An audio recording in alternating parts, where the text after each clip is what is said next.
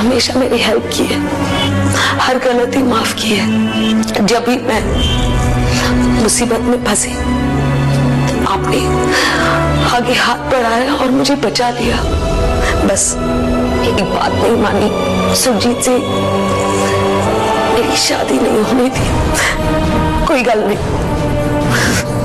अब आपसे क्या शिकायत, उल्टा आपने आज मुझे राह दिखाई है।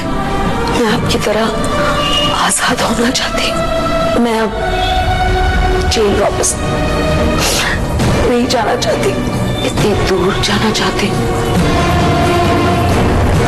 जहां कोई मुझे ढूंढ ना सके।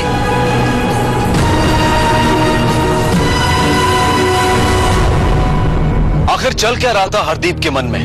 क्या वाकई उसे अपने किए पर पछतावा था? क्या अपने पिता की मृत्यु के बाद उसके जमीर ने उसे आवाज दी थी? वो जेल वापस नहीं जाना चाहती थी, पर क्या वो जीना भी नहीं चाहती थी?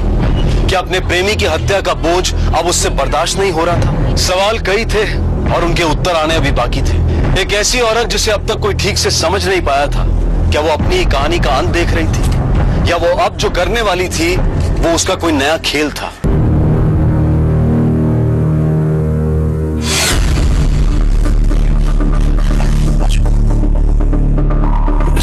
परवीन चावला और मैं बहुत ही अच्छे दोस्त थे। हम लोगों की अक्सर फोन पे बात होती रहती थी। 6 दिन पहले उनकी मौत हो गई। हम लोग आगरा में रहते हैं, इसलिए आने में देरी हो गई। हम लोग 2 दिन पहले ही जलंधर पहुंचे हैं उनकी बेटी से मिलने के लिए, पर वो घर पे नहीं है। हम 2 दिन से चक्कर लगा रहे हैं, पर उनके घर का दरवाजा बंद है।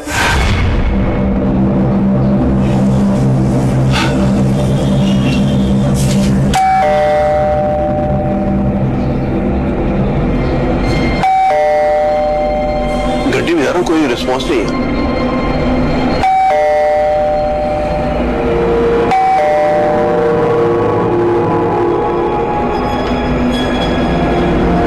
पेपर ये तो 3 दिन का न्यूज़ पेपर है। 3 दिन से पेपर यहाँ पे पड़ा हुआ है? मतलब 3 दिन से घर पर कोई है ही नहीं। मैं फोन ट्राई करता हूँ। फोन भी स्विच ऑफ है। क्या? इसमें हम क्या कर सकते हैं? अरे आप ही कर सकते हैं इंस्पेक्टर साहब। उनकी बेटी परोल पे बाहर आई अपने पिता का अंतिम संस्कार करने के लिए, और वो गायब है। मुझे तो कुछ गड़बड़ लग रही है। क्या नाम है उनकी बेटी का? जी हरदीप चावला। चावला, डॉक्टर हरदीप चावला? जी हाँ, डॉक्टर हरदीप चावला। सतवंत हो रहे हैं?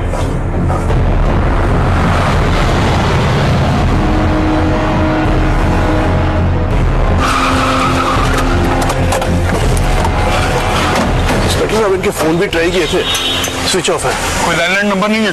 हाँ, एक बार ट्राई किया था, वो भी नहीं मिल रहा था। दोबारा ट्राई करो। मैं दोबारा ट्राई करता हूँ।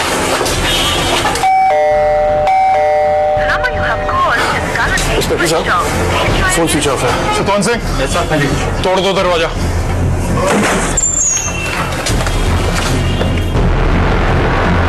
ऊपर चेक करो।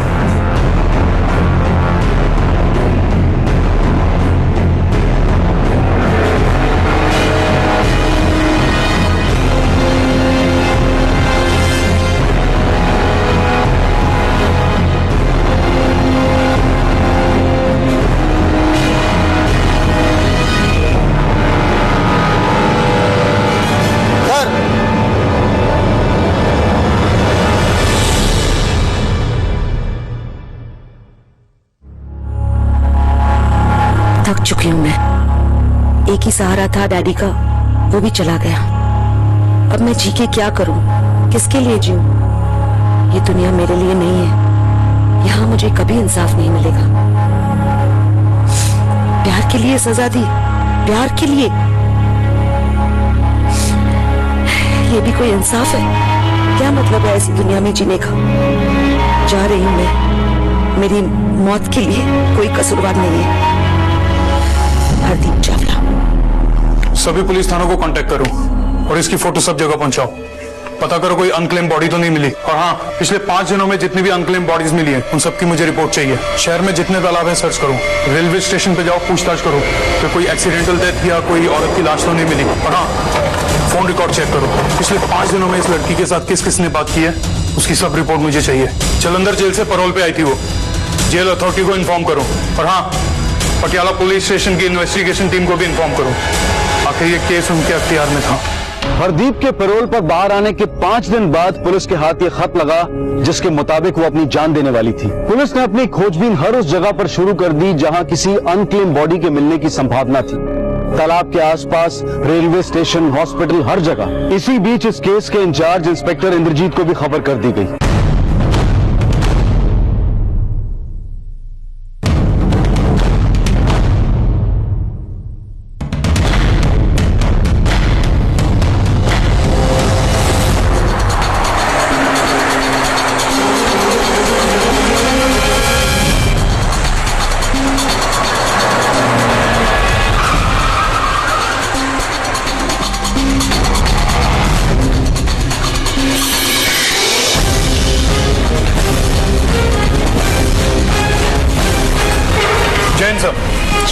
सर सब जगह ढूंढ लिया और बॉडी कहीं नहीं मिली।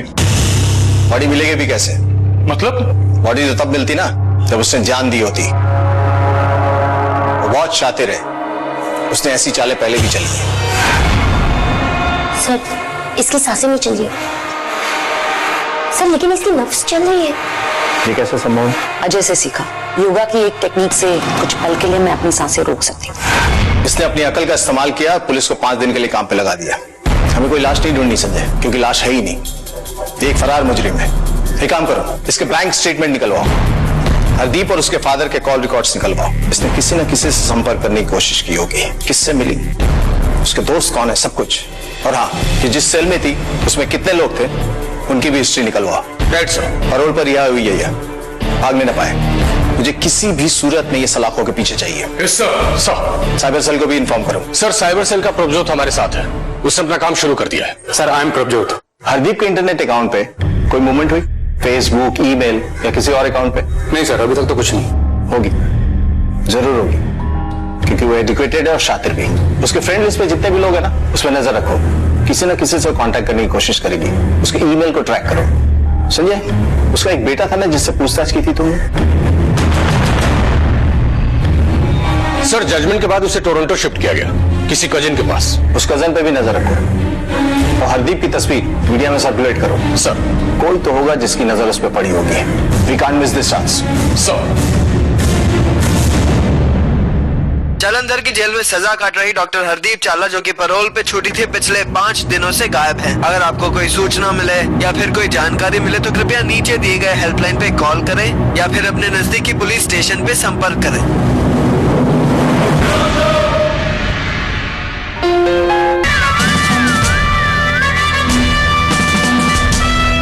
पैरोल पर रिहा हुई है, भागने न पाए। मुझे किसी भी सूरत में ये सलाखों के पीछे चाहिए। Yes sir. Sir cyber cell को भी इन्फॉर्म करो। सर साइबर सेल का प्रभजोत हमारे साथ है, उसने अपना काम शुरू कर दिया है। Sir I am Prabhjot. Hardeep के इंटरनेट अकाउंट पे कोई मूवमेंट हुई? फेसबुक, ईमेल या किसी और अकाउंट पे? नहीं सर, अभी तक तो कुछ नहीं। होगी, जरूर होगी, क्योंकि वो एजुकेटेड है और शातिर भी। उसके फ्रेंड लिस्ट पे जितने भी लोग हैं ना, उसमें नजर रखो। किसी न किसी से कांटेक्ट करने की कोशिश करेगी। उसके ईमेल को ट्रैक करो। संजय, उसका एक बेटा था ना जिससे पूछताछ की थी तुमने? सर जजमेंट के बाद उसे टोरंटो शिफ्ट किया गया, किसी कजिन के पास। उस कजन पे भी नजर रखो और हरदीप की तस्वीर मीडिया में सर्कुलेट करो। सर कोई तो होगा जिसकी नजर उस पर पड़ी होगी। We can't miss this chance. Sir Jalandhar की जेल में सजा काट रही डॉक्टर हरदीप चावला, जो कि पैरोल पे छुट्टी थी, पिछले 5 दिनों से गायब है। अगर आपको कोई सूचना मिले या फिर कोई जानकारी मिले तो कृपया नीचे दिए गए हेल्पलाइन पे कॉल करें या फिर अपने नजदीकी पुलिस स्टेशन पे संपर्क करें। फरार मुजरिम तब पकड़े जाते हैं जब उनके पास पैसे खत्म हो जाते हैं। फिर वो कोई नौकरी करते हैं या छोटा मोटा जुर्म, और दोनों ही सूरत में वो कोई ना कोई सुराग छोड़ते हैं। लेकिन हरदीप के केस में ये संभव नहीं है। सर ये हरदीप का बैंक स्टेटमेंट। हरदीप चावला के अकाउंट में 0 बैलेंस है सर। 2 हफ्ते पहले वो सब कुछ विड्रॉ करवा चुकी है। 13 लाख रुपए का बैलेंस था और साथ ही में लॉकर से अपना सारा सामान भी ले जा चुकी है। बड़ा लॉकर था और शायद सामान भी ज्यादा होगा और लॉकर भी सरेंडर कर दिया है। मुझे सारे इंफॉर्मेशन के प्रिंट आउट चाहिए। ऐसे मुजरिम, ऐसे फरार मुजरिम अक्सर अपने आसपास के शहर में ही भटकते हैं, क्योंकि क्योंकि वो उनका कंफर्ट जोन होता है। लेकिन हरदीप के केस में यह भी संभव नहीं है, क्योंकि हमने उसके हर रिलेटिव्स और फ्रेंड से बात की और उसने किसी से भी संपर्क नहीं किया। Right sir. या तो वो बहुत दूर निकल चुकी है या निकलने की कोशिश में है।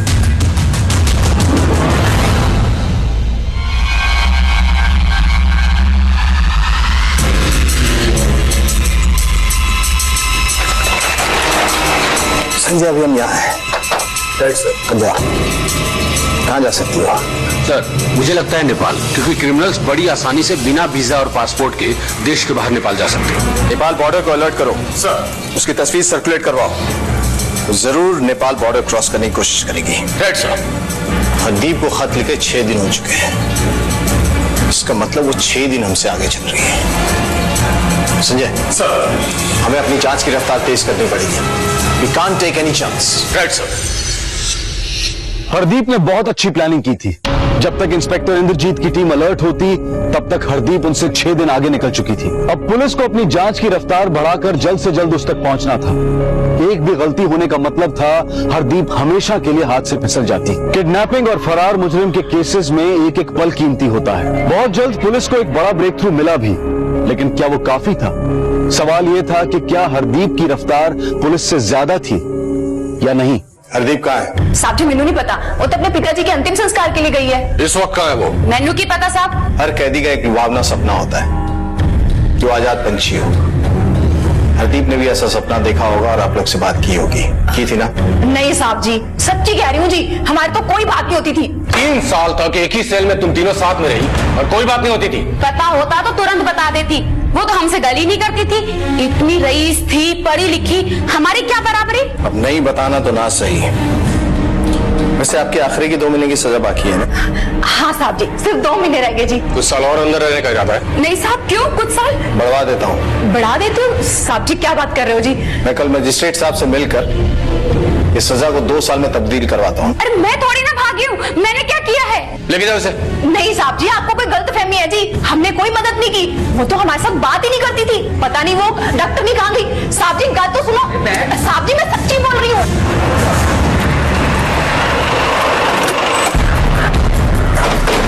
सर एक बहुत बड़ी खबर हाथ लगी हमारे। एक डॉक्टर मिलने हैं आपसे, बोलता कॉस्मेटिक सर्जन है। कहाँ बैठा है? अंदर sir office. Inspector Indrajeet. Hello. अभी जी बताएं। मैं डॉक्टर राजेश खोसला हूं, कॉस्मेटिक सर्जन।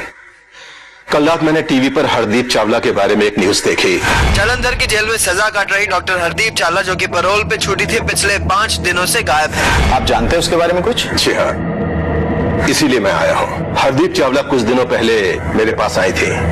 अपने चेहरे की प्लास्टिक सर्जरी कराना चाहती थी, लेकिन अपने चेहरे को लेकर वो अजीब से सजेशन दे रही थी, इसीलिए उनका चेहरा मुझे याद रहा।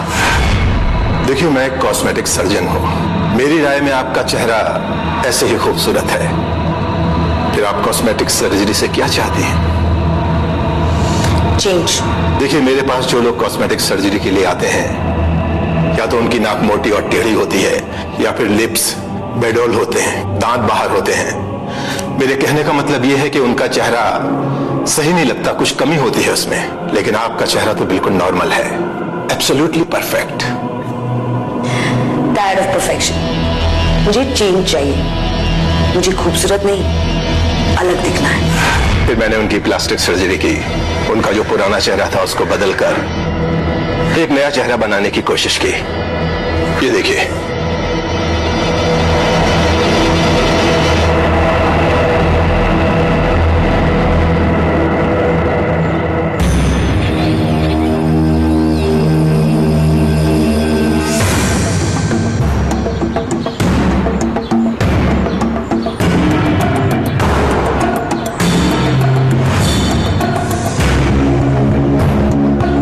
शर्मा मासी कहाँ मिलेगी?